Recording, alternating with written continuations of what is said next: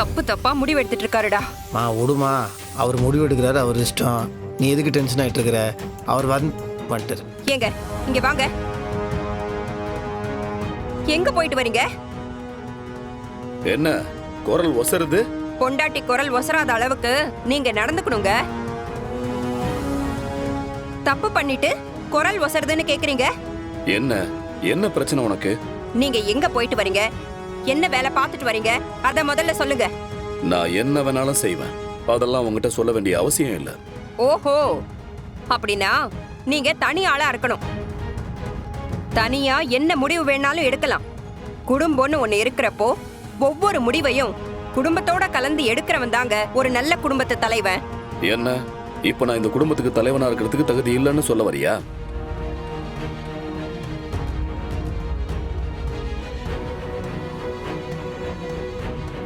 என்னடா எல்லாம் ஓயார்படா? எது நடந்தாலும் அதுக்கு நான் தானே. அது எப்படிப்பா? அப்பா எனக்கு இதுக்கு எந்த சம்மந்தம் கிடையாது. நீங்கள் என்ன முடிவு நாடுங்க, நான் தலையிட மாட்டேன், நான் பேசவும் மாட்டேன். டேய் நீ சும்மா இருடா. எதை விட்டு கொடுக்கணும்னு ஒரு அளவு இருக்கு. விடாமா. தலைக்கு மேல வளர்ந்த 2 பசங்க இருக்கும்போது மருமக பேர்ல சொத்து எழுதி வைக்கிறதுக்கு அப்படி என்னடா அவசியம்? அப்படி என்ன அவசியம் வந்துச்சு? ஐயோ அத்தை, எனக்கு எதுவுமே தெரியாது. மாமா ஏதோ முக்கியமான வேலைன்னு சொல்லி கூட்டிட்டு போனாரு. அங்க போனதுக்கு அப்புறம் தான் ரெஜிஸ்ட்ரேஷன்னே எனக்கு தெரியும்.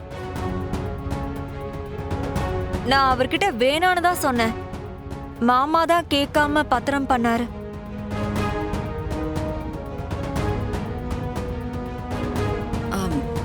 மாமா, மீனாட்சி அக்கா மேல எனக்கு நம்பிக்கை இருக்கு. அவங்க என்னைக்கும் வந்து சொத்துக்காக ஆசைப்பட்டதே கிடையாது. ஆனா அக்கா, அங்க போனதுக்கு அப்புறம் தெரிஞ்சிருக்கோம்ல ரெஜிஸ்ட்ரார் ஆபீஸ் வந்திருக்கோன்னு. அப்ப கூட நீங்க கையெழுத்து போடாம வந்திருக்கலாம்ல.